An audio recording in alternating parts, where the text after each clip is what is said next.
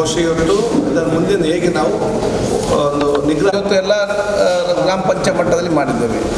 ಈ task force ಎಲ್ಲ ಕೂಡ ಚರ್ಚೆ ಮಾಡಿ ಒಂದು ಟ್ರ್ಯಾಕಿಗೆ ಹಾಕಲಿಕ್ಕೆ ಬಗ್ಗೆ ನಾವೆಲ್ಲ ಇವತ್ತು ಬಂದಿದ್ದೇವೆ. ಈ ರೀತಿ ನಾನಿರಲಿ ಎಲ್ಲ ಅಧಿಕಾರಿಗಳು ಮತ್ತು ಈ ರೀತಿ ಸಭೆ ಮತ್ತೆ ಮತ್ತೆ ಮಾಡಲಿಕ್ಕೆ ಆಗೋದಿಲ್ಲ. ಸೊ ಇವತ್ತು ಏನೇ ಚರ್ಚೆ ಇದ್ದರೂ ಕೂಡ ಸಮರ್ಪಕವಾಗಿ ಚರ್ಚೆ ಆಗಬೇಕು. ಅದರ ಮುಖ ಒಂದು ಟ್ರ್ಯಾಕಿಗೆ ಬರಬೇಕು. ಈ ಟ್ರ್ಯಾಕ್ ಮುಖಾಂತರ ಮುಂದಿನ ದಿನಗಳಲ್ಲಿ ಆ ರೀತಿ ಹೋಗುವಂಥ ವ್ಯವಸ್ಥೆ ಆಗಬೇಕಾಗ್ತದೆ. ಅದಕ್ಕೆ ಇವತ್ತು ನಾವು ಹೇಳ್ತಿದ್ದ ಅಧಿಕಾರಿ ಮಾತಾಡ್ತಾರೆ, ನಂತರ ನಮ್ಮ ಸೇನನ ಇದ್ದಾರೆ, ಅದೇ ರೀತಿ ನಮ್ಮ ಸಂಘ ಸಂಸ್ಥೆಯಲ್ಲಿದ್ದಾರೆ. ಯಾವುದೇ ಸಲಹೆ ಸೂಚನೆ ಕೂಡ ಉತ್ತಮವಾದ ಸಲಹೆ ಸೂಚನೆ ಕೊಡ್ಬೋದು. ನಮ್ಮ ನಿಯಮದಲ್ಲಿ ಬದಲಾವಣೆ ಮಾಡಬೇಕು. ಕೆಲವೊಂದು ವಿಚಾರಗಳಿದ್ದರೆ ದಯವಿಟ್ಟು ನಮಗಿಂತ ಜಾಸ್ತಿ ನಿಮಗೆ ಗೊತ್ತಾಗುವಂಥದ್ದು ಅದಕ್ಕೆ ಬದಲಾವಣೆ ಮಾಡಲಿಕ್ಕೆ ಆಗ್ತದೆ. ಸಹಕಾರ ಕೊಟ್ಟೆ ಕೊಡಿ ರಾಷ್ಟ್ರೀಯ ಮಟ್ಟದಲ್ಲಿ ನೀವೊಂದು ಮಾದರಿ ಆಗ್ತದೆ. ಆ ಒಂದು ಯೋಜನೆ ನಮ್ಮ ಟಾಸ್ಕ್ ಫೋರ್ಸ್ ಯೋಜನೆ ಅದಾಗ್ತದೆ. ಸೊ ಟಾಸ್ಕ್ ಫೋರ್ಸ್ ಇವತ್ತು ಪಂಚಾಯತ್ ಸದಸ್ಯರಿದ್ದೀರಿ, ಹಿರಿಯ ವ್ಯಕ್ತಿಗಳಿದ್ದೀರಿ. ನನ್ನ ಅನಿಸಿಕೆ, ನನ್ನ ಕೆಲವು ಏನು ಆಲೋಚನೆಗಳು ಅದು ಬಹುಶಃ ನಿಮಗೆ ಕೊಡದೆ ಮತ್ತೆ ಸಲಹೆ ಕೊಡ್ಬೋದು. ನನ್ನ ಕೆಲವು ಸಲಹೆ ಏನಂತ ಹೇಳಿದರೆ, ನೋಡಿ, ನೀವು ಟಾಸ್ಕ್ ಫೋರ್ಸ್ ಇರುವುದು ಇದು ಬೆಡ್ ಮತ್ತು ಆಕ್ಸಿಜನ್ ತಯಾರು ಮಾಡಲಿಕ್ಕೆ ಅದರ ವಿಚಾರ ಆಲೋಚನೆ ಮಾಡಲಿಕ್ಕೆ ಅಲ್ಲ. ಅದು ಬೇಕು, ಅದು ಲಾಸ್ಟಿಗೆ ಅಥವಾ ಮನೆಗೆ ಕಿಟ್ಟೆಗೆ ಮುಟ್ಟಿಸಬೇಕು, ಅದು ನೆಕ್ಸ್ಟ್. ನಿಮ್ಮ ಪ್ರೋಗ್ರಾಮ್ ಈ ರೋಗ ಬೇರೆಯವರಿಗೆ ಸ್ಪ್ರೆಡ್ ಆಗೋದ ರೀತಿ ನಾವು ಹೇಗೆ ಕ್ರಮ ಕೈಗೊಳ್ಳಬೇಕು, ನಿಮ್ಮ ಮೊದಲ ಆದ್ಯತೆ. ಈ ರೋಗವನ್ನು ಹೇಗೆ ನಾವು ಜಾಸ್ತಿ ಮಾಡಲಿಕ್ಕೆ ಅವಕಾಶ ಮಾಡಿಕೊಡಬಾರ್ದು, ಕಡಿಮೆ ಮಾಡೋದು ಹೇಗೆ, ಅದು ನಿಮ್ಮ ಟಾಸ್ಕ್ ಫೋರ್ಸಿನ ಮುಖ್ಯ ಗುರಿಯಾಗಿರಬೇಕು. ಅದು ನಿಮ್ಮ ಮೊದಲ ಎಜೆಂಡಾ. ಅದಕ್ಕೆ ನಾವು ಮೈಂಡ್ಸೆಟ್ ಮಾಡಬೇಕು. ಇದು ಆಗಬೇಕಾದ್ರೆ ನನ್ನ ಸಲಹೆ ಏನಂತ ಹೇಳಿದರೆ, ಆರೋಗ್ಯ ಇಲಾಖೆಗೆ ನಾನು ಈಗಾಗಲೇ ಹೇಳಿದ್ದೇನೆ, ಪ್ರತಿ ದಿವಸ ಈ ಗ್ರಾಮದಿಂದ ಯಾರು ಇವತ್ತು ನಮ್ಮ ಸ್ವ್ಯಾಬ್ ಟೆಸ್ಟಿಗೆ ಹೋಗ್ತಾರೆ ಅವರ ಹೆಸರು ಆ ದಿವಸ ಬರಬೇಕು. ಇಲ್ಲದೇನಾಗ್ತದೆ, ನಾನು ಈ ಗ್ರಾಮದವನು, ನಾನು ಸ್ವ್ಯಾಬ್ ಟೆಸ್ಟಿಗೆ ಹೋಗೋದು, ನಿಮಗೆ ಯಾರಿಗೂ ಕೂಡ ಗೊತ್ತಿಲ್ಲ ಓದೋದು. ನಾನು ಹೋಗಿ ಮನೆಗೆ ಕೂತ್ಕೊಂಡು ಊರಿಡೀ ಸುತ್ತಾರು 3-4 ದಿವಸದ ನಂತರ ಇಲ್ಲಿ ಪಾಸಿಟಿವ್ ಅಂತ ಬರೋದು. ಆ ಟೈಮಲ್ಲಿ ಅವನು ಅವ್ರಿಗೆಲ್ಲ ಸ್ಪ್ರೆಡ್ ಮಾಡಿಟ್ಟಿದ್ದಾನೆ ಇದನ್ನು. ಮತ್ತು ನೀವು ಹೋಗಿ ಅವನ ಹತ್ರ ಹೇಳಿದರೆ ನಿಂದು ಪಾಸಿಟಿವ್, ಮನೆಯಿಂದ ಹೋಗಬೇಡ, ನಾನು ಆಲ್ರೆಡಿ ಸುತ್ತಾಗಿದೆ, ನೀನಂತ ಹೋಗೋದಂತ ಅವರು ಕೇಳ್ತಾರೆ.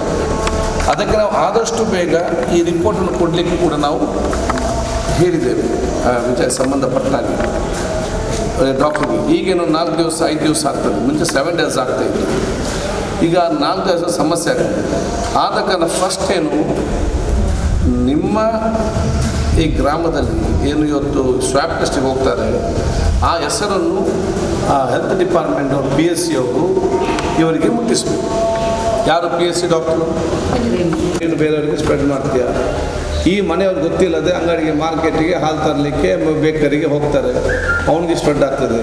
ಅವನ ಅಂಗಡಿಗೆ ಬೇರೆಯವ್ರು ಬರ್ತಾರೆ, ಅವರಿಗೆ ಕೊಡ್ತಾರೆ. ಈ ರೀತಿ ಕಂಟ್ರೋಲ್ ಮಾಡಲಿಕ್ಕೆ ಸಾಧ್ಯವಿಲ್ಲ. ಅದಕ್ಕಾಗಿ ಮತ್ತು ಇಲ್ಲಿ ಮನೆಯಲ್ಲಿದ್ದರೆ ಟೈಮ್ ಟು ಟೈಮ್ ಔಷಧ ಕೊಡಬೇಕು, ಅವನ ಜ್ವರ ನೋಡಬೇಕು, ಅವನ ಆಕ್ಸಿಜನ್ ನೋಡಬೇಕು. ಹೆಚ್ಚು ಕಮ್ಮಿ ಆದರೆ ಮತ್ತೆ ಸಮಸ್ಯೆ. ಅದಕ್ಕಾಗಿ ಅವರಿಗೆ ವಿಶ್ರಾಂತಿ ಕೇಂದ್ರ ಅಂತ ಮಾಡಿದ್ದೇವೆ ನಾವು. ಎಲ್ಲಿ? ಫಾದರ್ ಮುಲ್ಲರ್ಸ್ ಹೋಮಿಯೋಪತಿ ಹಾಸ್ಪಿಟಲಲ್ಲಿ ಭಾಳ ಚೆನ್ನಾಗಿದೆ. ನಾನೇ ಖುದ್ದಾಗಿ ಮಾತಾಡಿಕೊಂಡು ಮಾಡಿದ್ದೇವೆ. ಅಲ್ಲಿ beautiful arrangement, free food, time to time ಡಾಕ್ಟ್ರುಗಳು ಬಂದು Delakatte homeopathy, time to time food, time to time ನರ್ಸವ್ರು ಬಂದು ಟೆಸ್ಟ್ ಮಾಡ್ತಾರೆ. ಡಾಕ್ಟ್ರು ಕೂಡ ಅಲ್ಲೇ ಇದ್ದಾರೆ ರೌಂಡ್ ದಿ ಕ್ಲಾಕ್. ಮತ್ತು ಕುಟುಂಬ ಸಹ ಹೋಗಿ ಊಟ ಕೊಡಬೇಕಾದ್ರೂ ಕೂಡ ಅಲ್ಲಿ ಕೊಟ್ಟು ಮಾತಾಡಿಕೊಂಡು ಬರ್ಬೋದು. ಅದ ನಂತರ ಹಾಗೇನಾದ್ರು ಹೆಚ್ಚು ಕಮ್ಮಿ ಆಕ್ಸಿಜನ್ 90ಕ್ಕಿಂತ ಕಡಿಮೆ ಬಂದಂತ ಹೇಳಿದರೆ ಅವರು ಆ್ಯಂಬುಲೆನ್ಸ್ನಲ್ಲಿ ಸಂಬಂಧಪಟ್ಟ ಹಾಸ್ಪಿಟಲ್ಗೆ ಮುಟ್ಟಿಸ್ತಾರೆ. ಇದಕ್ಕಿಂತ ಉತ್ತಮವಾದ ವ್ಯವಸ್ಥೆಯಲ್ಲಿ ಇರಬೇಕು. ಇದರ ಸದುಪಯೋಗವನ್ನು ತೆಕ್ಕೊಳ್ಳುವಂಥ ಮೈಂಡ್ಸೆಟ್ಟನ್ನು ನಾವು ಟಾಸ್ಕ್ ಫೋರ್ಸ್ನವರು ಮಾಡಬೇಕು. ಈ ರೀತಿ ಇದೆ ಮನೆಯವರಿಗೆ ಹೇಳಿ ಮನವೊಲಿಸಿಕೊಂಡು ಮಾಡಿದರೆ ನಿಮ್ಮದು 90% ಇವತ್ತು ಕಡೆಯಾಗಿ ಮತ್ತು ಸ್ಪ್ರೆಡ್ ಆಗೋದಿಲ್ಲ.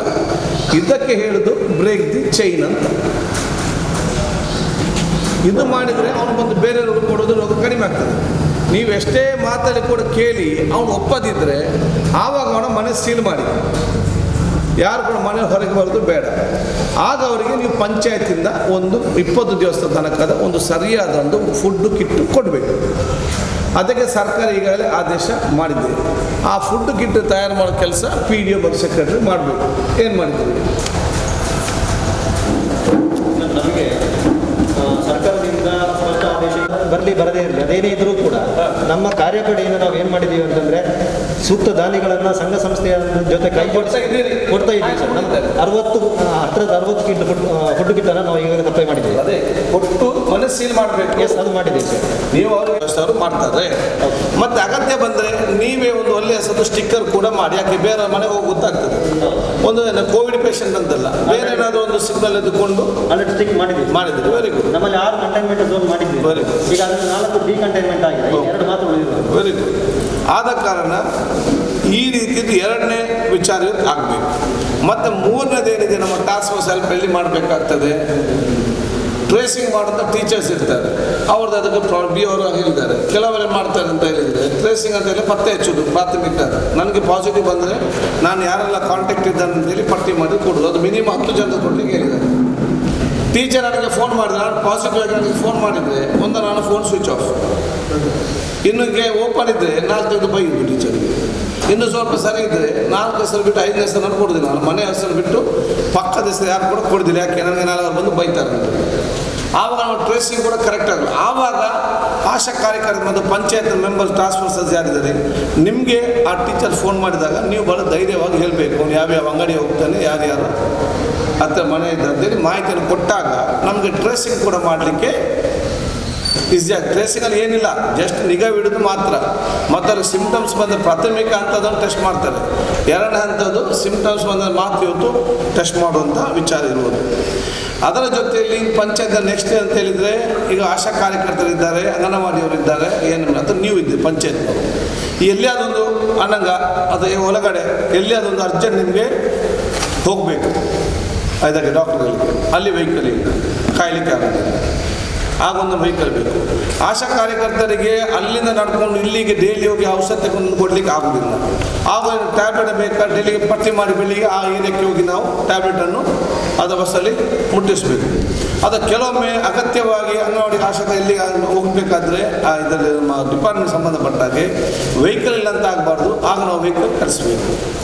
ಅದು ನೀವು ಪಂಚಾಯತ್ನವರಿಗೆ ಒಂದು ಫೋನ್ ಬರ್ತದೆ ಎಮರ್ಜೆನ್ಸಿ, ನೀವು ಇಲ್ಲಿ ಕಾದು ಕೂತ್ಕೊಳ್ಳಿಕ್ಕಾಗಲ್ಲ ಅಧ್ಯಕ್ಷರಿಗೆ ಅವರಿಗೆ ಇದರಲ್ಲಿ.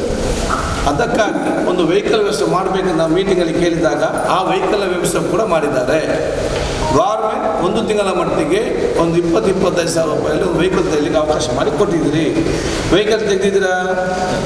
ನಮ್ಮಲ್ಲಿ ಇದುವರೆಗೆ ನಮ್ಮ ಕಾರ್ಯಪಡೆ ಸದಸ್ಯರೇ ಫ್ರೀ ಸರ್ವಿಸ್ ಕೊಟ್ಟಿದ್ದಾರೆ ಸರ್.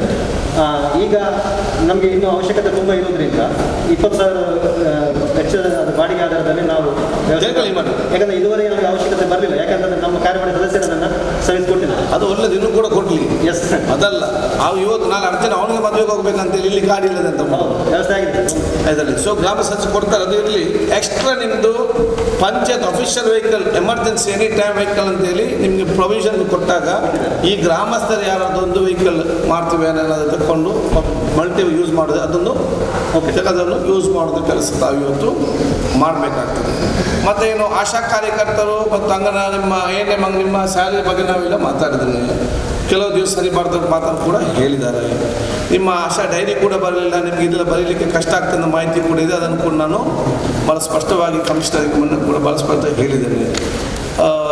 ಈ ನಮ್ಮ ಸರ್ವೆ ಕೂಡ ಮುಂದಕ್ಕೆ ಆಗಬೇಕು ಅಂತ ಮಹಿಳಾ ಮತ್ತು ಮಕ್ಕಳ ಇಲಾಖೆ ಮತ್ತು ಆಶಾ ಹೆಲ್ತ್ ಡಿಪಾರ್ಟ್ಮೆಂಟ್ ಕೂಡ ಏನು ನಿಮಗೆ ಸರ್ವೆ ಕೊಟ್ಟಿದ್ದಾರೆ ಡ್ಯೂಟಿ, ಅದು ಕೂಡ ಇವತ್ತು ಮನೆ ಒಂದು ರೆಸ್ಪಾನ್ಸ್ ಮಾಡೋದಿಲ್ಲ. ಮತ್ತು ಈ ಕೆಲಸ ಅದು ಕೂಡ ಸಮಸ್ಯೆ ಆಗ್ತದೆ. 1 ಮಂತ್ ಅಥವಾ 2 ಮಂತ್ ಮುಂದಕ್ಕೆ ಆಗಲಿ ಅಂತ ಕೂಡ ನಮ್ಮ ಮನವಿಯನ್ನು ಕೊಟ್ಟಿದ್ದೇವೆ.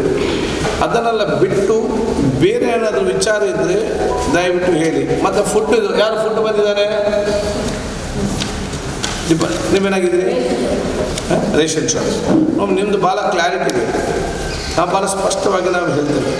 ಏನಂತ ಹೇಳಿದರೆ, ರೇಷನ್ ಶಾಪಿನವರು 10 ಗಂಟೆ ತನಕ ಯಾರೆಲ್ಲ ನಿಮ್ಮ ಶಾಪಿಗೆ ಬರ್ತಾರೆ, ಎಷ್ಟೇ ಜನ ಬಂದರೂ ಕೂಡ 10 ಗಂಟೆ ತನಕ ಕೂಪನ್ ಕೊಟ್ಟು ಅದು ಮತ್ತು ಸಂಜೆ ಆಗೋ ತನಕ ಆದರೂ ಕೂಡ ಅವನು ಕೊಟ್ಟೆ ಅವನನ್ನು ಕಳಿಸ್ಬೇಕು. ಆಯ್ತು, ವೆರಿ ಗುಡ್. ಅದು ಎಷ್ಟೇ ಮಾತ್ರ. ಮತ್ತು 10 ಗಂಟೆ ಒಳಗೆ ಬಂದವರು 100 ಜನ ಅಂತ ರಿಟರ್ನ್ ಕಳಿಸೋದು ಬೇಡ. ಈ ಮೊಂಟೆಬದ ಯಾರ್ದು ಸೊಸೈಟಿ? ಈಗ ನಲಿಗಾಣದಲ್ಲಿ ನಾವು ಅದೇ ಚರ್ಚೆ ಇತ್ತು. ಅಲ್ಲಿ ಮೊನ್ನೆ ಜನ ರಿಟರ್ನ್ 100 ಕೂಪನ್ ಕೊಟ್ಟು ಮತ್ತೆ ರಿಟರ್ನ್ ಕಳಿಸಿದ್ರಂತೆ. ಅಲ್ಲಿ ಆ ಪರಿಸ್ಥಿತಿ ಆಗೋದು ಬೇಡ. 10 o'clock ತನಕ ಯಾರು ಬಂದರೂ ಕೂಡ ಒಮ್ಮೆ ಕೊಟ್ಟು ಕಳಿಸುವಂಥ ವಿಚಾರ ತಾವು ಇವತ್ತು ಮಾಡಬೇಕು. ಅದನ್ನಲ್ಲಿ ಮೊನ್ನೆ ಮುಂದಿನ ಸರ್ವರ್ ಸಮಸ್ಯೆ ಅಂತ ಹಾಗೆ ಸರ್ವರ್ ಸಮಸ್ಯೆ ಬರ್ತಾ ಉಂಟು ಈಗ. ಸರ್ವ ಸಮಸ್ಯೆ ಇದ್ದರೂ ಕೂಡ ಅದು 15 ನಿಮಿಷಕ್ಕೆ ಮತ್ತೆ ಸರಿ ಆಗ್ತದೆ. ಇಲ್ಲ, ಮೊನ್ನೆ ಮುಂದಿನದು Full day. ಸರ್ವರ್ ಇವತ್ತು ಸಹ ಬಂದಿದೆ ಹಾಗೆ ಲೇಟ್ ಆಗಿದೆ, ಅದರಿಂದಾಗಿ ಲೇಟ್ ಆಗಿದೆ. ಮತ್ತೆ ರೇಷನ್ ಬಂದರೆ ಸ್ವಲ್ಪ ಸಮಸ್ಯೆ ಬರ್ತದೆ. ಈಗ ರೇಷನ್ ಬಂದಿದೆಯಾ? ಈಗ ಅಲ್ಲಿ ಮೊನ್ನೆ ಮಂಟಪದಲ್ಲಿ ಖಾಲಿ ಆಗಿದ್ದು ಸರ್ವ ಸಮಸ್ಯೆ ಮತ್ತೆ ರೇಷನ್ ಖಾಲಿ ಆಗಿದೆ. ಈಗ ಬಂದಿದೆ, ಕೊಡ್ತಾ ಇದ್ದಾರೆ. ಈಗ ಪೋರ್ಟಬಿಲಿಟಿ ಮಾಡ್ತಿದ್ದೀರಾ? ಪೋರ್ಟಬಿಲಿಟಿ ಮಾಡೋದು ಮತ್ತೆ ತಮ್ಮ ಇಂಪ್ರೆಷನ್ ಆಗೋದಿಲ್ಲ. ಅಲ್ಲ, ನೀವು ಕೂತ್ಕೊಳ್ಳಿ. ಪೋರ್ಟಬಿಲಿಟಿ ನಾನೇ ಕೇಳಿದ ಈಗ ಬಿಜಾಪುರ ಗುಲ್ಬರ್ಗದವರೆಲ್ಲ ಬರ್ತಾರೆ, ಅವ್ರಿಗೆ ಇಲ್ಲಿ ಕೊಡ್ತೀರಾ? ಓಕೆ. ಈಗ ಮೊನ್ನೆ ನಿಮ್ಮ ಇಲ್ಲಿ ಲೋಕಲ್ ಅಂಗಡಿಯವರು ನಿಮ್ಮ ಅಂಗಡಿ ಬಂದು ಕೊಡ್ತೀರಾ? ಕೊಡ್ತೇವೆ, ಕೊಡ್ತೀವಿ. ಇಲ್ಲಿ ಒಂದು ಕೇಸಲ್ಲಿ ನಿಮ್ಮ ರೇಷನ್ ಕಾರ್ಡ್ ಡಿಲಿಷನ್ ಆಗಿದೆ ಅಂತ ಹೇಳಿ ಅವರು ಹಿಂದೆ ಕಳಿಸ್ತಾ ಇದ್ದಾರೆ. ಬೇರೆ ಒಂದು ವಿಚಾರಗಳು ಈಗ ಕೆಲವೊಂದು ನಿಮ್ಮ ಅದನ್ನು ನೀವು ಮಾತಾಡಿದ್ದೇನೆ, ಅದು ಅವರು ಈ ಅಂಗಡಿಯವ್ರಿಗೆ ಏನು ಮಾಡಲಿಕ್ಕೆ ಆಗೋದಿಲ್ಲ. ಡಿಲಿಷನ್ ಆಗಲಿಲ್ಲ. ಇಲ್ಲಿ ಪಂಚಾಯತ್ ನಾವು ನೋಡಿದ್ದೆವು, ಅವರ ರೇಷನ್ ಕಾರ್ಡ್ ಬಂದಿದೆ. ಅವ್ರು ಹೀಗೆ ಹೇಳಿ ಕಳಿಸ್ತಾರೆ, ನಿಮಗೆ ರೇಷನ್ ಇಲ್ಲ, ನೀವು ಎಲ್ಲಿ ಕೇಳಿ. ಡಿಲೀಟ್ ಆಗಿದೆ ಅಂತ. ನಾನು BPL ಕಾರ್ಡ್ ಹೋಲ್ಡರ್, ನಾನು ಕ್ಯೂ ಅಲ್ಲಿ ನಿಲ್ತೇನೆ, ನನ್ನ ಹೆಸರಿದೆ, ರೇಷನ್ ಕಾರ್ಡ್ ನನಗೆ ಅಕ್ಕಿ ಬಂದಿದೆ. ಅಲ್ಲಿಗೆ ಬರುವಾಗ ಇವರಿಗೆ ಒಂದು ನೋಟಿಸ್ ಬಂದಿರ್ತದೆ. ಅದೇನಂತ ಹೇಳಿದರೆ, ನನ್ನ ಮಗ ರಿಕ್ಷಾ ತೆಕ್ಕೊಳ್ಳಿಕ್ಕೆ ಲೋನ್ ಅಪ್ಲೈ ಮಾಡಿದ್ದಾನೆ. ಲೋನ್ ಅಪ್ಲೈ ಮಾಡುವಾಗ ನಾನೇನು ಮಾಡಿದ್ದೇನೆ, ID ಕೊಟ್ಟಿದ್ದೇನೆ. ಆ ಆಧಾರ ಇಟ್ಟುಕೊಂಡು ಇವರು ರೇಷನ್ ಕಾರ್ಡ್ ಕ್ಯಾನ್ಸಲ್ ಮಾಡಿದ್ದಾರೆ. ಮೊಹಮ್ಮದ್ ಕಲ್ಲಾಬೆ ಅಂದರೆ 3 ಹೆಣ್ಣು ಮಕ್ಕಳು ಮಾತ್ರ ಇವರಿಗೆ. ಇವರು ಇದು ಕೂಲಿ ಕೆಲಸಕ್ಕೆ ಹೋಗಿ ಇದು ಮಾಡ್ತಾ ಇರುವಂಥದ್ದು. ಈಗ ಬಾಯಿ ಸ್ವಂತ ಮನೆ ಇಲ್ಲ. ಸ್ಪೆಸಿಫಿಕ್ ಕೇಸ್ ಅಲ್ಲಿ ತೋರಿಸಿ ನಾನು ಚೆಕ್ ಮಾಡಿ ಅಲ್ಲ, ಯಾಕೆ ಕ್ಯಾನ್ಸಲ್ ಆಗಿದೆ? ಅದೇ ಯಾರಿಗೆ ಗೊತ್ತಿಲ್ಲ. ಇಲ್ಲಿ ಅವ್ರೇನು ಲೋನ್ ಅಪ್ಲೈ ಮಾಡಿದಾರಾ? ಏನು ಮಾಡಲಿಲ್ಲಪ್ಪ. ಫುಡ್ ಇದೆಯಾ? ಫುಡ್ ಅವರಿಗಿಲ್ಲ ಅಂತ ತೋರಿಸ್ತಿದ್ದೀನಿ. ಅದು ಮೊನ್ನೆ ಬಂದಿರೋದು ಸರಸ್ವತಿ ಅಂತ ಹೇಳಿ ಕಾರ್ಡ್. ಅವರಂದ್ರೆ ಆಧಾರ್ ಕಾರ್ಡ್ ಈಗ ಏನು ತಂಪಾಗೋದಿಲ್ಲ, ಅದು ಡಿಪಾರ್ಟ್ಮೆಂಟಿನಲ್ಲಿ ಅಲ್ಲ, ಲಾಸ್ಟ್ ಮಂತ್ ಕೊಟ್ಟಿದ್ದಾರಲ್ಲಮ್ಮ. ಅವ್ರು ಲಾಸ್ಟ್ ಮಂತ್ ಅವರನ್ನು ಆಧಾರ್ ಕಲೆಕ್ಷನ್ ಮಾಡಿ ಬನ್ನಿ ಅಂತ ಹೇಳಿದರೆ ಅವ್ರು ಬರಲಿಲ್ಲ. ಅವ್ರಿಗೆ ಆಧಾರ್ ಕರೆಯಲಿ. ಈ ಸತಿ ಬಂದರು, ನಾವು ಹೇಳಿದ್ರೆ ಆಧಾರ್ ಲಿಂಕ್ ಮಾಡಿ, ಇಲ್ಲದಿದ್ರೆ ನಿಮ್ಗೆ ತಂಪಾಗಬೇಕು. ತಂಪಾಗ್ತಾ ಇಲ್ಲ. ನಿಮಗೆ 2% ಡಿಸ್ಕ್ರಿಷನರಿ ಪವರ್ ಇದೆಯಲ್ಲ ಡೈರೆಕ್ಟ್ ಕೊಡಲಿಕ್ಕೆ. ಇಲ್ಲ ಇಲ್ಲ ಇಲ್ಲ, ಮತ್ತೆ ನೋಟಿಸ್ ಎಂತ ಇಲ್ಲ ಸರ್. ಅಲ್ಲ, ನಿಮ್ಗೆ 2% ಡೈರೆಕ್ಟ್ ಕೊಡಲಿಕ್ಕಿಲ್ವಾ? ಇಲ್ಲ ಇಲ್ಲ ಇಲ್ಲ. ಅದು ಫುಡ್ ನನ್ನ ಪ್ರಕಾರ ಅಂದರೆ ಕಾನೂನು ಮಾಡಿದೆ ನಾನು ಇದೆಲ್ಲ ಈ ನೋಟ್ ಅದೇ ಓಕೆ 2% ಇತ್ತು ಅಂದರೆ 100 ಕಾರ್ಡ್ ಇದ್ದರೆ ಇಬ್ಬರಿಗೆ, ಅವ್ನ ಕಾರ್ಡ್ ಇಲ್ಲ ಅದಿಲ್ಲ ಅಂತ ಅವನ ಹೆಸರಿದ್ದರೆ ನಿಮಗೆ ಡೈರೆಕ್ಟ್ ಅವ್ನು ತಮ್ಮ ಬರೋದು. ಬೇರೆ ಇಬ್ಬರಿದ್ದಾರೆ, ಮಗ ಮತ್ತು ಮಗಳು. ಅವರ ಹತ್ರ ಹೇಳಿದ್ದೆ, ನೀವೊಂದು ಬಂದು ತಮ್ಮ ನೋಡಿ ಅಂತ. ಬರಲಿಲ್ಲ.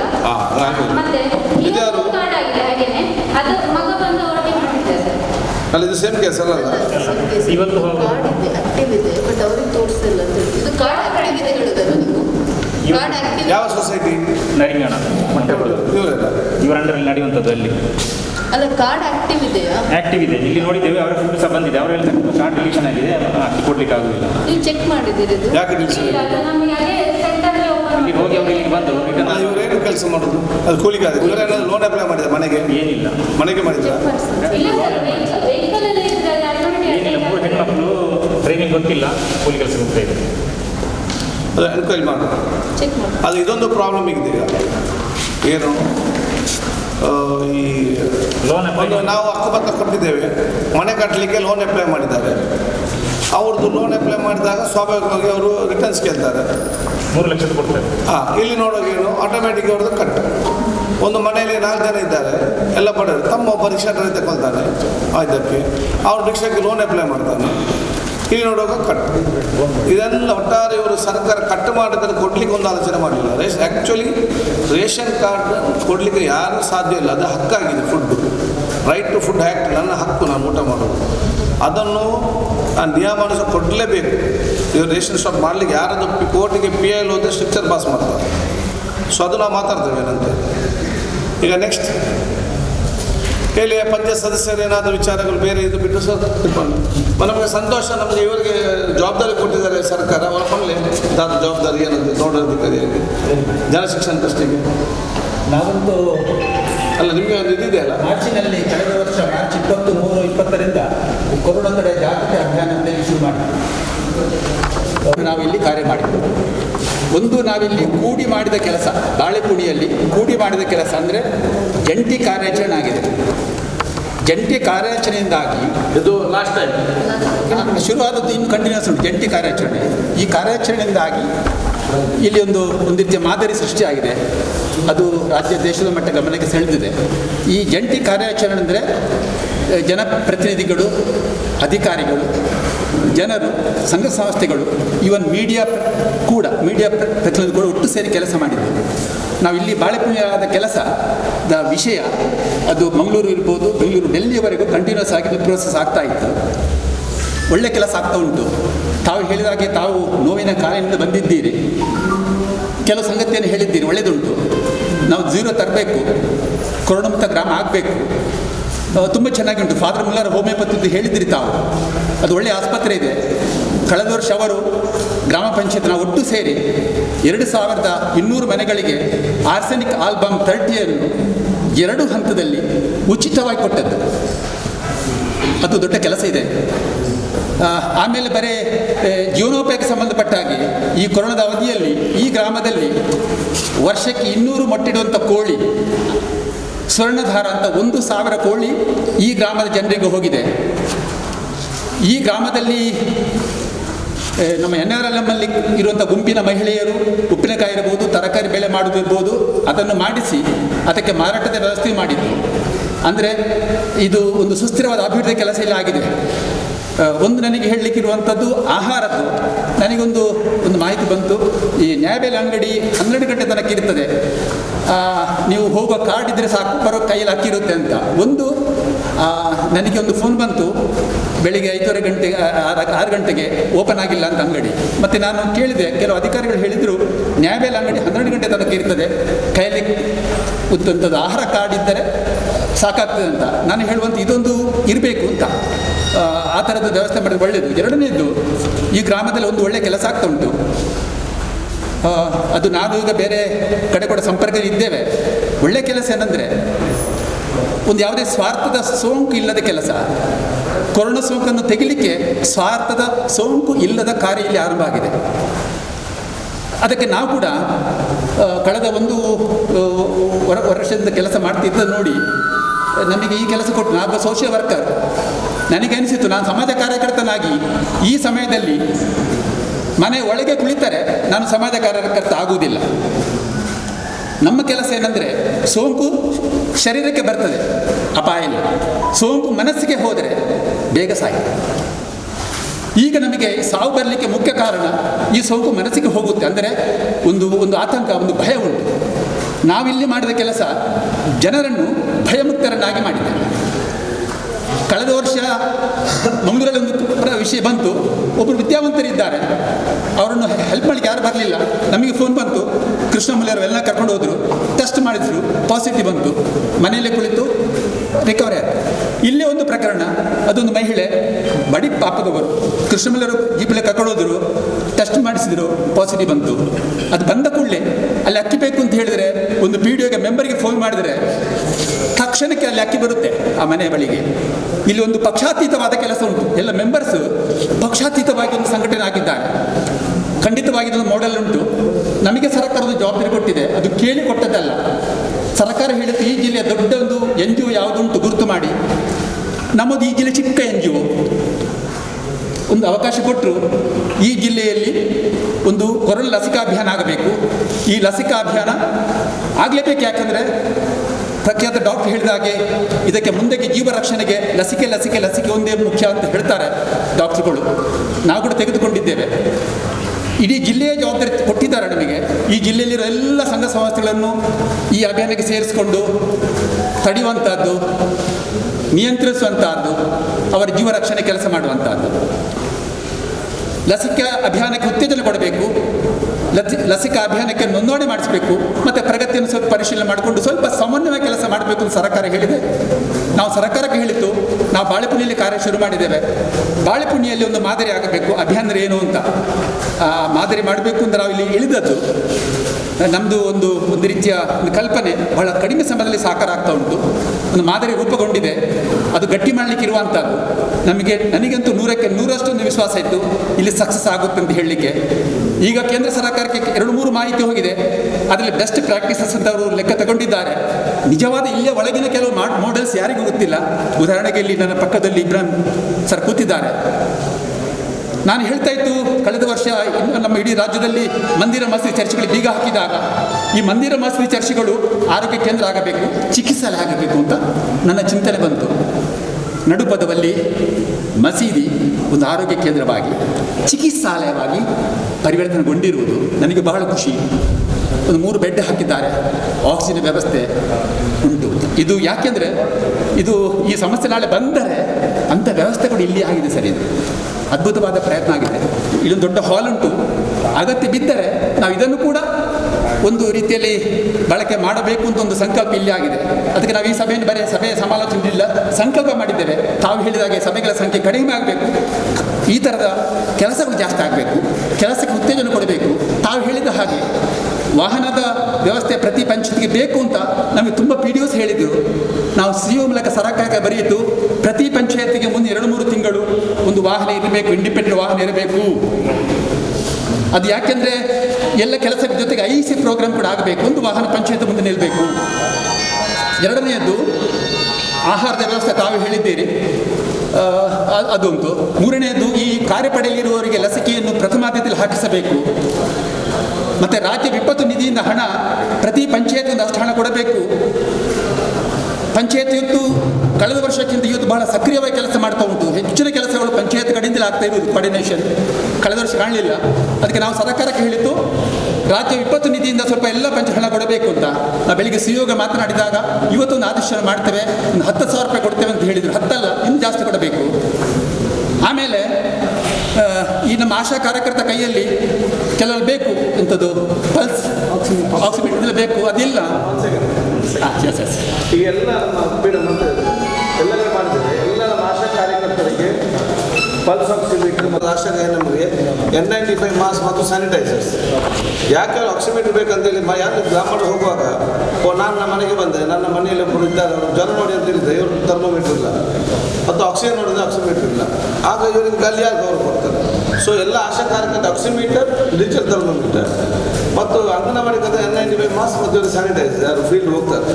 ಪ್ಲಸ್ 2 ಸೆಟ್ ನಿಮ್ಮಲ್ಲಿ ಕೊಡಬೇಕು ಪಂಚಾಯತಲ್ಲಿ, ಆಕ್ಸಿಮೀಟರ್ ಮತ್ತು ಡಿಜಿಟಲ್ ಥರ್ಮೋಮೀಟರ್. ಅರ್ಜೆಂಟ್ ಕಾಲ್ ಬಂದು ಮಾಡಲಿಲ್ಲ, ಎಲ್ಲ ಹೇಳಿದೆ. ಅದು ಬೇಕು. ಮತ್ತು ನಿಮ್ಮ ಫಂಡ್ ಬಗ್ಗೆ ನಾನು ಆಲ್ರೆಡಿ ಇಷ್ಟೊಂದು ಮಾತಾಡಿದ್ದೀನಿ. ನಾನು ಹೇಳಿದ್ದೇನೆ 30% ಆಫ್ ದಿ 15th ಫೈನಾನ್ಸ್ ಸ್ವಂತ ನಿಧಿ, 30% ಗ್ರಾಮ ಪಂಚಾಯತ್ ಡಿಸ್ಕ್ರಿಷನರಿ ಪವರ್ ಬಿಟ್ಟುಬಿಡಿ. ಅವ್ರಿಗೆ ಏನು ಯಾವ್ಯಾವ ಗ್ರಾಮ ಹೇಗೆ ಅವರು ತೀರ್ಮಾನ ಮಾಡಿ 30% ಅಮೌಂಟು ಡೆವಲಪ್ಮೆಂಟ್ ಕೊಟ್ಟದ್ದು ಇದಕ್ಕೆ ಕೊಟ್ಟಬೇಕು ಕೇಳಿದ್ದಾರೆ. ಆದಷ್ಟು ಮಾಡ್ತಾರೆ ಹೇಳಿದ್ದಾರೆ. ಅದು ಬಂದದ್ದೆಲ್ಲ ಫುಲ್ ಪವರ್ ಮುಕ್ತ ನಿಧಿಯಿಂದ ಕೊಟ್ಬಿಟ್ಟು ಒಳ್ಳೆಯದಾಗ್ತದೆ. ಮತ್ತು ನಾವು ಇಲ್ಲಿ ಇನ್ನೊಂದು ವಿಶೇಷ ಮಾಡಿದ್ದು, ನಮ್ಮ ಜನ ಶಿಕ್ಷಣ ಟ್ರಸ್ಟ್ ಇಲ್ಲೇ ಸೇವಾ ಕೇಂದ್ರ ಇರುವುದು. ನಾವಲ್ಲಿ ಕೊರೋನಾ ಕೌನ್ಸಿಲಿಂಗ್ ಸೆಂಟರ್ ಓಪನ್ ಮಾಡಿದ್ದೇವೆ. ಅದು ಓಪನ್ ಬರೀ ಟ್ರಸ್ಟ್ ಅಲ್ಲ, ಜನ ಶಿಕ್ಷಣ ಟ್ರಸ್ಟ್, ಗ್ರಾಮ ಪಂಚಾಯತ್, ಪ್ರಜ್ಞಾ ಸಲಹಾ ಕೇಂದ್ರ ಮತ್ತು ಫಾದರ್ ಹೋಮಿಯೋಪತಿ ಸೇರಿ ಕೌನ್ಸಿಲಿಂಗ್ ಸೆಂಟರ್ ಮಾಡಿದ್ದೇವೆ. ಆ ಮೀಟಿಂಗ್ ಬಂದಾಗ ಸೆಮಿಮಾ ಹೇಳಿದರು ತುಂಬ ಬಡವರಿದ್ದಾರೆ ಅಂತ. ಮರುದಿವಸ ಬೆಳಿಗ್ಗೆ 10 ಕಿಟ್ಗಳನ್ನು ಕೊಟ್ಟರು ಸೆಮಿನ ಮನೆಗೆ. ಮತ್ತು ಸಿಮಿಮಿ ಇನ್ನೊಂದು ಹೇಳಿದ್ರು, ಇನ್ನೂ ಕೆಲವು ಮಂದಿ ಇದ್ದರು, ಒಂಟಿ ಮಹಿಳೆ, ವಿಧವ ಮಹಿಳೆ ಮನೆ ಹೊರಗೆ ಬರೋಕ್ಕಾಗಲ್ಲ ಅಂತ. ಆಗ ನಾನು ಲಯನ್ಸ್ ಕ್ಲಬ್ನವ್ರಿಗೆ ಹೇಳಿದೆ, ಅವರು 10 ಮಂದಿ ಕೊಟ್ಟರು.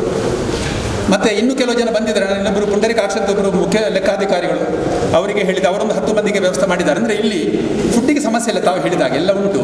ಫುಡ್ಡು ಆದಷ್ಟು ಗ್ರಾಮದೊಳಗಿಂದ ಒಬ್ಬರು ಕೊಡುವಂಥ ವ್ಯವಸ್ಥೆ ಆಗಬೇಕು, ಅದಾಗ್ತದೆ. ಮತ್ತು ತಾವು ಹೇಳಿದ ಸ್ವಲ್ಪ ಮೆಡಿಕಲ್ ಕಿಟ್ಟು, ಒಂದು ಕಿಟ್ಟು ನಮ್ಮ ಕೇಂದ್ರಕ್ಕೆ ಬೇಕು ಅಂತ ಇದೆ. ನಾವು ಸ್ವಲ್ಪ ಈ ಥರದ್ದು ಜಾಗೃತ ಮಾಡಿ ಹೆಚ್ಚು ಹೇಳಲಿಕ್ಕಿಲ್ಲ, ಇಲ್ಲಿ ಇರುವುದೇ ಕೆಲಸ ಮಾಡುವಂಥದ್ದು. ಯಾಕಂದರೆ NGOಗಳಾಗಿ ಫೀಲ್ಡಲ್ಲಿ ಇರುವುದು ನಮ್ಮ ಜಿಲ್ಲೆಯಲ್ಲಿ ಜನ ಶಿಕ್ಷಣ ಟ್ರಸ್ಟ್ನವರು ಮಾತ್ರ. ನಮ್ಮ ಕೋಆರ್ಡಿನೇಟರ್ಸ್ ಎಲ್ಲ ಮನೆಯಲ್ಲಿ ಕುಳಿತುಕೋಬೇಕು ಅಂತ ಸಂಬಂಧಪಟ್ಟು ಹೇಳಿದ್ದಾರೆ. ಅದು ನಾನು ಮತ್ತು ಕೃಷ್ಣಮೂಲಿ ಅವರು ಕುಳಿತುಕೊಳ್ಳುವುದಿಲ್ಲ. ಮುಂದೆ ಹೋಗುವವರೆಗೆ ನಾವು ಫೀಲ್ಡಲ್ಲಿ ಇರುವುದು, ಫೀಲ್ಡಲ್ಲಿ ಇದ್ದು ಜನರಿಗಿದ್ದು ಪಂಚಾಯತ್ ಒಟ್ಟಿದ್ದು ಕೆಲಸ ಮಾಡಲಿಕ್ಕೆ ಒಂದು ಅವಕಾಶ ಆಗಿದೆ. ನಿಮ್ಮ ಇವತ್ತಿನ ಮೀಟಿಂಗ್ ತುಂಬ ಚೆನ್ನಾಗಿ ಆಗಿದೆ. ಎಲ್ಲರೂ ಹೇಳ್ತಾರೆ, ಎಲ್ಲ ಕಡೆ ಮೀಟಿಂಗ್ ಮಾಡ್ತಾರೆ, ಯಾಕೆ ಅಂತ. ನಾನು ಹೇಳಿದೆ, ಮೀಟಿಂಗಲ್ಲಿ ಸಮಾಲೋಚನೆ ಆಗಿ ಒಂದು ಸಂಕಲ್ಪ ಬರಬೇಕು. ನನಗೆ ಸಂಕಲ್ಪ ಆಡಿದ ಮಾತು ಒಳಗೆ ಹೋಗಿ ಪ್ರೋಸೆಸ್ ಆಗಿ ಆ ದಿವಸದಿಂದಲೇ ಆ್ಯಕ್ಷನ್ನೇ ಬರಬೇಕು. ಆ್ಯಕ್ಷನ್ ಓರಿಯೆಂಟ್ ಮೀಟಿಂಗ್ ಆಗಬೇಕು. ತಾವು ಇದು ಮಾಡಿದ್ದೀರಿ, ಖಂಡಿತ ಒಳ್ಳೆಯದಾಗ್ತದೆ. ಇಲ್ಲಿದ್ದ ನಾವೆಲ್ಲರೂ ಸೇರಿ ನನ್ನೊಂದು ಕೊನೆಯ ಕೋರಿಕೆ, PDO ಹೇಳಿದರು ಸುಮ್ಮನೆ 10,000 ಮಂದಿ ಇರಬಹುದು ಅಂತ. 18+, 45+, 60+, 10,000 ಜನ ಇದ್ದಾರೆ. ನಮ್ಮ ಫಸ್ಟ್ ಕೆಲಸ ರಿಜಿಸ್ಟ್ರೇಷನ್, ನೋಂದಣಿ ಮಾಡಿಬಿಟ್ಟು ನೋಂದಣಿ ಮಾಡಿಬಿಡೋಣ. ವ್ಯಾಕ್ಸಿನೇಷನ್ಗೆ, ಲಸಿಕೆಗೆ ನೋಂದಣಿ ಮಾಡಿಬಿಟ್ಟು ಮಾತ್ರ ನಮ್ಮದು ದೇಶದಲ್ಲಿ ಫಸ್ಟ್ 100% ಲಸಿಕೆ ಮಾಡಿದ ಪಂಚಾಯತ್ ಇದಾಗ್ತದೆ. ಇದು ಮಾಡಬಹುದು. ಯಾಕಂದರೆ ಇವರು ಇಬ್ಬರು ಫಸ್ಟ್ 2 ಡೋಸ್ ತಗೊಂಡಿದ್ದಾರೆ, ಇವರಿದ್ದಾರೆ ಪ್ರೇರಣೆಗೆ. ಮಸೀದಿಯಲ್ಲೇ ಒಂದು ಚಿಕ್ಕ ಮಿನಿ ಚಿಕಿತ್ಸಾಲಯ ಆಗಿದೆ. ನಾನು ಹೇಳಿ ಇಲ್ಲಿ ಈ ಜಿಲ್ಲೆ ಪಂಚಾಯತಲ್ಲಿ ಮಾತ್ರ, ಇಡೀ ನಮ್ಮ ಜಿಲ್ಲೆಯಲ್ಲಿ ಮಂದಿರ ಮತ್ತು ಚರ್ಚ್ಗಳಲ್ಲಿ, ಯಾಕೆಂದರೆ ಧಾರ್ಮಿಕ ಕೇಂದ್ರಗಳಲ್ಲಿ ಕೂಡ ಅಥವಾ ಶಾಲೆಗಳಲ್ಲಿ ಕೂಡ ಮುಂದೆ ಕೊರೋನಾ ತಡೆಯುವಂತಹ ಆರೋಗ್ಯ ಅರಿವು ಚಿಕಿತ್ಸೆ ಕೊಡುವಂಥ ವ್ಯವಸ್ಥೆ ಬಗ್ಗೆ ಚಿಂತನೆ ಮಾಡುವ, ಅದನ್ನು ಬಳಕೆ ಮಾಡಲಿಕ್ಕೆ ಅವಕಾಶ ಬಂದಿಲ್ಲದ್ರೆ ಒಳ್ಳೆಯದು ಅಂಥ ವ್ಯವಸ್ಥೆ ಆಗಿದೆ. ಇದು ಚೆನ್ನಾಗುಂಟು. ಈಗ ತಾವು ಇವತ್ತಿನ ಮೀಟಿಂಗ್ ಮಾಡಿದ್ದರಿಂದ ಅಥವಾ ಈಗ ಡೆಲ್ಲಿ ಸರ್ಕಾರದ ಕೂಡ ಒಂದು ಏನೊಂದು ಪ್ರಿಂಟ್ ಮಾಡಿ ಕಳಿಸಿದ್ರಲ್ಲ, ಶೇರಿಂಗ್ ಆಗಿದೆ. ಅದು ಬೇರೆ ಬೇರೆ ರಾಜ್ಯಗಳದ್ದು ಬೆಸ್ಟ್ ಪ್ರಾಕ್ಟೀಸಸ್ಸು ಅದು ಇಲ್ಲಿದ್ದು ಬಂದಿದೆ. ಇಲ್ಲಿ ಬೇರೆ ಬೇರೆ ಮಾಧ್ಯಮ ಮಿತ್ರರು ಇಲ್ಲಿಗೆ ಬರ್ತಾ ಇದ್ದಾರೆ. ನಿನ್ನೆ ಕೂಡ ಒಂದು TV ಮಾಧ್ಯಮ ಕೂಡ ಬಂದಿತ್ತು. ಅಂದರೆ ಈ ಕೆಲಸ ನಾನು ಹೇಳಿದ್ದು ಮಾಧ್ಯಮದ ಕೂಡ ದೊಡ್ಡ ಪಾತ್ರ ಉಂಟು.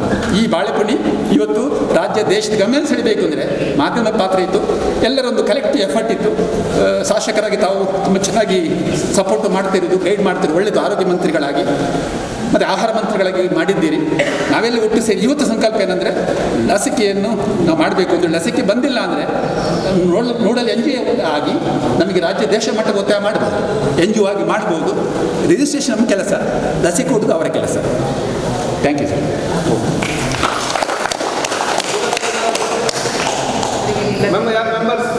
ಸರಿಗೆ ಲಸಿಕೆ ಇಲ್ಲ ಇದೆ 18 ಪ್ಲಸ್ಸಿಗೆಲ್ಲ ಅಲ್ಲ, ಲಸಿಕೆ ಈಗ ಯಾರಿಗೂ ಇಲ್ಲ. ಡೌನ್ಲೋಡ್ ಮಾಡಬೇಕು. ಡೌನ್ಲೋಡ್ ಮಾಡುವಾಗ ಅದರ ರಿಜಿಸ್ಟ್ರೇಷನ್ ಬರ್ತದೆ. ಆವಾಗ ನಿಮ್ಮ ಅಂದರೆ ಪ್ರಾಬ್ಲಮ್ ಏನು, ಅವ್ರದ್ದೇ ಮೊಬೈಲಲ್ಲಿ ಯಾರ್ಯಾರ ಮೊಬೈಲ್ ಮಾಡಲಿಕ್ಕೆ ಆಗೋದಿಲ್ಲ. ಅದರಲ್ಲಿ ಅವರ ಆಧಾರ್ ಕಾರ್ಡ್ ಮತ್ತು ನಂಬರ್ ಮತ್ತು ಅಡ್ರೆಸ್ಸನ್ನು ಹಾಕಿದಾಗ ಅವರಿಗೆ OTP ನಂಬರ್ ಒಂದು ಬರ್ತದೆ. ತದನಂತರ ನೆಕ್ಸ್ಟ್ ಟೈಮ್ ಓಪನ್ ಆದಾಗ ಈಗ ಶೆಡ್ಯೂಲ್ ಬರುವುದಿಲ್ಲ. ಯಾವಾಗ ವ್ಯಾಕ್ಸಿನೇಷನ್ ಬರ್ತದೆ ಆವಾಗ ಮಾತ್ರ ಶೆಡ್ಯೂಲ್ಡ್ ಸ್ಲಾಟ್ ಓಪನ್ ಆಗುತ್ತೆ. ಶೆಡ್ಯೂಲ್ಡ್ ಸ್ಲಾಟ್ ಅಂದರೆ ನಿಮಗೆ ಯಾವ PSCಯಲ್ಲಿ ಯಾವ ದಿವಸ ಹೇಗೆ ಅಂತೇಳಿ ಹಾಕಿದರೆ ಆವಾಗ ನಿಮಗೆ OTP ಮುಖಾಂತರ ಒಂದು ಮೆಸೇಜ್ ಇಷ್ಟು ದಿವಸ ಇಷ್ಟು ಗಂಟೆಗೆ ಈ ದಿವಸ ಈ ಪ್ರಾಬ್ಲಮ್ ನಿಮಗೆ ಒದಗಿಸಲಾಗುತ್ತೆ, ನೆಕ್ಸ್ಟಿಗೆ ಬರುವಂಥದ್ದು. ಸೊ ನಾವು ರಿಜಿಸ್ಟರ್ ಪೇಷಂಟ್ ಬೇಕಾದ್ರೆ ನಾವು ಒಂದು ಜಡ್ಜಾಗಿ ಮಾಡಿ ಎಲ್ಲರಿಗೊಂದು ಅಭ್ಯಾಸಕ್ಕೆ ನಾನು ಲಸಿಕೆ ಬಂದ ನಂತರ ಈಗೇನಿದೆ 2 ಆಪ್ಷನ್ ಇದೆ. ಫಸ್ಟ್ ಕಮ್ ಫಸ್ಟ್ ಸರ್ವ್ ಮಾಡ್ತಾರೆ, ರಿಜಿಸ್ಟ್ರೇಷನ್ ಕೂಡ ಇರ್ತಿದೆ. ನಾಳೆ ಸಡನ್ ಆಗಿ ಸೆಕೆಂಡ್ ಡೋಸ್. ಸೊ ಇದು ಸ್ವಲ್ಪ ವ್ಯವಸ್ಥೆ ಇದೆ. ಆದರೆ ರಿಜಿಸ್ಟ್ರೇಷನ್ ಮಾಡಿ ಇಟ್ಟರೆ ನಾಡಿದ್ದು ಏನಾದರೂ ಎಲ್ಲ ಕಡ್ಡಾಯವಾಗಿ ರಿಜಿಸ್ಟ್ರೇಷನ್ ಮಾಡಲೇಬೇಕಂತ ಹೇಳಿದಾಗ ಈ ಗ್ರಾಮ ಪಂಚಾಯತ್ ಸ್ವಲ್ಪ ಈಸಿ ಆಗ್ತದೆ, ಬೇಗ ಅವಕಾಶ ಆಗ್ತದೆ, ಸ್ಲಾಟ್ಗಳು ಬೇಗ ಸಿಗ್ತದೆ ಮತ್ತು ಎಲ್ಲರೂ ಕೂಡ ರಿಜಿಸ್ಟರ್ ಆಗಿದ್ದಾರೆ ಎಂಬ ಸಂದೇಶವನ್ನು ನಮಗೆ ಕೊಡಲಿಕ್ಕೆ ಒಂದು ಅವಕಾಶ ಕೊಡಿದ್ದು ಎಲ್ಲ ಗ್ರಾಮ ಪಂಚಾಯತ್ ಕೂಡ ಇದನ್ನು ನಮಗೆ ಮಾಡ್ಬೋದು ಒಂದು. ಸೊ ಅದು ಆಗಬೇಕಾದ್ರೆ ನೀವು ಟಾಸ್ಕ್ ಫೋರ್ಸ್ನವರು ಹೇಗೆ ರಿಜಿಸ್ಟರ್ ಮಾಡೋದು ಅಂತೇಳಿ ಇದನ್ನು ಕಲಿತು ನಿಮ್ಮ ವಾರ್ಡ್ನಲ್ಲಿ ಕೋವಿಡ್ ಬಂದು ಬರ್ತಾರೆ, ಬಂದಾಗ ಅವರಿಗೆ ಅದನ್ನು ಕ್ಲಿಯರ್ ಕಟ್ ನೀವು ಏನು ಅಂತ ಎಲ್ಲ ಕೊಡ್ತೀರಾ? ನಮ್ಮ ಸ್ಟಾಫ್ಗೆ ಪಂಚಾಯತ್ ಸದಸ್ಯರು ಕೂಡ ಕೊಡಿ. People are more approachable to the. Vehicle ಹೋಗ್ಬೇಕಿದ್ರೆ ತುಂಬ ಕಷ್ಟ. ಎರಡನೇದು ಮನೆಯವರಿಗೂ ಸಹ ಉದ್ಯೋಗ ಇಲ್ಲ ಕೆಲವು. ಹಾಗಾಗಿ ಅವ್ರಿಗೆ ಏನಾದರೂ ಪೆಟ್ರೋಲ್ ಅಲವೆನ್ಸ್ ಏನಾದರೂ ಪಂಚಾಯತ್ ಕೊಟ್ಟರೆ ಅವ್ರ ಸ್ಕೂಟರ್ ಮತ್ತು ಏನಾದರೂ ಸ್ವಲ್ಪ ಅವರಿಗೆ ಅನುಕೂಲ. ಅದಕ್ಕೆ ಒಂದು ಪಂಚಾಯತ್ ವೆಹಿಕಲ್ ಮಾಡ್ಕೋಬೇಕು. ನನ್ನ ಮನೆಯವರು ಉಪವಾಸ ಇದ್ದರೆ ಮುಂಚೆ ಇದ್ದರೆ ಡಾಕ್ಟ್ರು ಕೊಟ್ಟಾಗ ಅದಕ್ಕೆ ನೆಬ್ಲೈಸರ್ ಅಥವಾ ಏನಾದರೂ ಒಂದು ಕೊಟ್ಟಿರ್ತಾರೆ.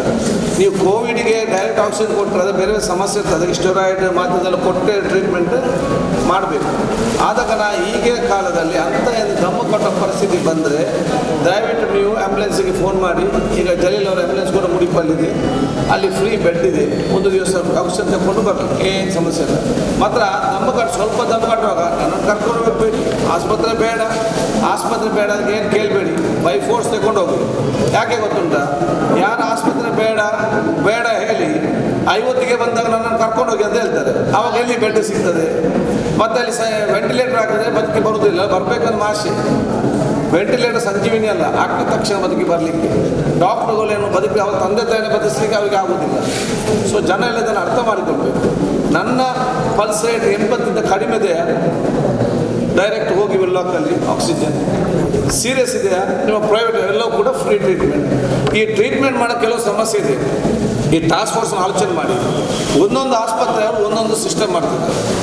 ಸರ್ಕಾರ ICU ಮತ್ತು ವೆಂಟಿಲೇಟರ್ ಫ್ರೀ ಅಂತ ಹೇಳಿದೆ. ತೀರಿ ಹೋದರೆ ಬಿಲ್ಲು ಕೊಡಲಿಕ್ಕಿಲ್ಲ, ಪ್ಲಸ್ 3 ಉಚಿತ PP ಕಿಟ್ಟು ಕೂಡ ಅವರೇ ಕೊಡಬೇಕು. ಈಗ ಕೆಲವು ಆಸ್ಪತ್ರೆಯಲ್ಲಿ ತೀರಿ ಹೋಗ್ತಾರೆ, PP ಕೂಡ 5,000 ರೂಪಾಯಿ ಅದಕ್ಕೆ ತೆಗೆದು.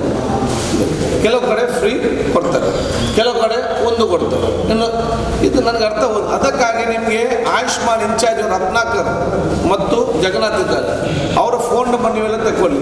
ಎಲ್ಲಿಯಾದರೂ ಬಿಲ್ ಸಮಸ್ಯೆ ಇದ್ದರೆ ನೀವು ಉದ್ದಕ್ಕೆ ನಿಲ್ದು ಬೇಡ ಆಸ್ಪತ್ರೆ ಜೊತೆಯಲ್ಲಿ. ನೀವು ರತ್ನಾಕರ್ ಅವ್ರಿಗೆ ಹೇಳಿದರೆ ಅವರು ಒಂದು ಅಲ್ಲಿಗೆ ಬರ್ತಾರೆ ಅಥವಾ ಕೂತ್ಕೊಳ್ತಾರೆ ಮತ್ತು ಬಗೆಹರಿಸ್ತಾರೆ. ಅದು ನಂಬರ್ ರತ್ನಾಕರ್ ನಂಬರ್ ಕೊಡಿ. ಆಗ್ತದೆ ಗೊತ್ತೇ. ನನಗೆ ಇವತ್ತು ಬೆಳಿಗ್ಗೆ ಬರೋ ಮುಂಚೆ ಪಾಪ ಅವ್ನು ಅಡ್ಮಿಟ್ ಆಗಿ 10 days ಆಯಿತು. ಅವನು ಮಿಸ್ಟೇಕ್, ಯಂಗ್ಸ್ಟರ್ ಹುಷಾರ, ನನಗೆ ಜ್ವರ ಅಂತೇಳಿ ಸಣ್ಣ ಹಾಸ್ಪಿಟಲ್ ಅಡ್ಮಿಟ್ ಆಗಿದೆ. 60 ಬಂದ ನಂತರ ಅಡ್ಮಿಟ್ ಆದ, 10 days ಆಯಿತು. ಇವತ್ತು ತಿಳಿಯೋದ 2,40,000 ಆಯ್ತಾರೆ. ಮತ್ತು ನಾನು ಓನರ್ಗೆ ಮಾತಾಡಿ ಅವರು 1 ಲಕ್ಷ ಕಡಿಮೆ ಮಾಡಿ. ಅವನ ತಾಯಿ ಫೋನ್ ಮಾಡಿ ಹೇಳ್ತಾನೆ, ನನಗೆ ತಂದೆ ಇಲ್ಲ ಮಗನಿಗೆ, ನಾನು ಒಬ್ಬರೇ, ಇಬ್ಬರು ಹೆಣ್ಣು ಮಕ್ಕಳು, ಇವನೊಬ್ಬ ಹುಡುಗ ಇದ್ದದ್ದು. ನಮಗೊಂದು ಮಾರಿಗೆ ಒಂದು ಲೋನ್ ತೆಗೆದು ಸಾಲ ತೆಗೊಳ್ಳೋ ಬಂಗಾರವಿಲ್ಲ, ಮನೆವಿಲ್ಲ, ಏನು ಮಾಡಿ ಈ ಪರಿಸ್ಥಿತಿಯಲ್ಲಿ ಜನಸಾಮಾನ್ಯರು ಇದ್ದಾರೆ. ಅದಕ್ಕೆ ಸರ್ಕಾರ ಕೇಳಿದ್ದೀನಿ, ಒಂದು ಕಡೆ ಫ್ರೀ ಅಂತ ಹೇಳ್ತೀವಿ, ಇನ್ನೊಂದು ಕಡೆ ಇವರು 1.5 ಲಕ್ಷ, ಏನೋ ಒಂದು ಪ್ರಾಕ್ಟಿಕಲ್ ಬರಬೇಕಲ್ಲ. ಈ ಸಮಸ್ಯೆ ಇದ್ದಾಗ ನೀವು ಆ ರತ್ನಾಕರ್ ಅವ್ರಿಗೆ ಫೋನ್ ಮಾಡಿ ಹೇಳಿ. ಮತ್ತು ಎಲ್ಲ ಆಸ್ಪತ್ರೆಗೆ ಒಂದೊಂದು ಸರ್ಕಾರದ ಅಧಿಕಾರಿಯನ್ನು ನೋಡಲ್ ಅಧಿಕಾರಿ ಆಗಿದ್ದಾರೆ. ಅದು ಕೇಸಗಳಿಗೆ ಯನಪೆಯ, ಇಂಡಿಯಾನ, ಏಜೆ, ಕನಚೂರು, ನಿಮ್ಮ ಶ್ರೀನಿವಾಸ್, ಆ ಯಾರ್ಯಾರು ಒಬ್ಬೊಬ್ಬರನ್ನ ಹಾಕಿದ್ದಾರೆ ನೋಡಲ್ ಅಧಿಕಾರಿ, ಅವರ ಫೋನ್ ನಂಬರ್ ಕೂಡ ತಗೊಳ್ಳಿ. ಯಾಕೆ ನಿಮಗೆ ಕಾಂಟ್ಯಾಕ್ಟ್ ಮಾಡಲಿಕ್ಕೆ ಈಸಿ ಆಗ್ತದೆ. ಸೊ ನಿಮ್ಮ ಯಾವುದೇ ಗ್ರಾಮಸ್ಥರು ನಾನು ಅಡ್ಮಿಟ್ ಆಗಿ ಈ ಸಮಸ್ಯೆಯಿಂದಾಗಿ ಸಿಲುಕುವಂಥ ಪರಿಸ್ಥಿತಿ ಆಗಬಾರ್ದು. ಆದಷ್ಟು ಸಾಕವಾದ ಕೆಲಸವನ್ನು ಟಾಸ್ಕ್ ಫೋರ್ಸ್ ಅವರು ಮಾಡಬೇಕು. ಕೊರೋನಾ ನಿಯಂತ್ರಿಸಿದ ಲಾಕ್ಡೌನ್ ಹಾಕಿದ್ದಾರೆ ಸರ್. ಈಗ ಲಾಕ್ಡೌನ್ 24ವರೆಗಿದೆ. ಬಡವರಿಗೆ BPL ಕಾರ್ಡ್ನವರಿಗೆ ಅಕ್ಕಿ ಎಲ್ಲ ಮಧ್ಯಮದವರು ವರ್ಗದವರು, ಅವರಿಗೆ ಪಾಪ ಯಾರನ್ನು ಕೇಳಲಿಕ್ಕೂ ಆಗುವುದಿಲ್ಲ. ಅವ್ರ ಮನೆಯಲ್ಲಿ ಏನೂ ಇಲ್ಲ ಅಂತ ಒಂದು ಪರಿಸ್ಥಿತಿ ಆಗಿದೆ. ಅದಕ್ಕೆ ಏನಾದರೂ ದುಡಿಲಿಕ್ಕೆ ಹೋಗ್ಲಿಕ್ಕೆ ಬಸ್ ಇಲ್ಲ, ಈ ಥರ ಕೆಲವು ತುಂಬ ಜನ ಎಲ್ಲ ಕಡೆ ಇದ್ದಾರೆ. ಅದಕ್ಕೇನಾದರೂ ಸರ್ಕಾರದಿಂದ ವ್ಯವಸ್ಥೆ ಇದೆ ಸರ್, ಅಥವಾ ನನಗೆ ಯಾರಿಲ್ಲ ಅದು ಇಲ್ಲ. ಈಗ ಟೆನ್ಷನ್ನೇ ಫೋನ್ ತಗೊಳ್ಳಿಕ್ಕೆ ಇದೆಲ್ಲ ಮಾಡಿದ್ರೆ ಎಂತ ಮಾಡೋದು. ಇವಾಗ 3 ಗಂಟೆಗೆ 4 ಗಂಟೆಗೆ ಫೋನ್ ಮಾಡೋದು.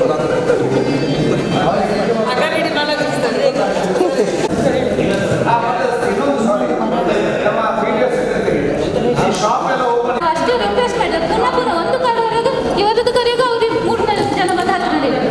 ನಾನು ಎಂತ ಮಾಡ್ಲಿಕ್ಕೆ ಆಗುದಿಲ್ಲ. ನಮಗೆ ಈಗ ಕುರ್ನಾಡು PSCಯಲ್ಲಿ 7 ಗ್ರಾಮ ಉಂಟು. ಅದರಲ್ಲಿ ಈಗ 3 ಗ್ರಾಮ ವೇಕೆನ್ಸಿ ಆಗಿದೆ.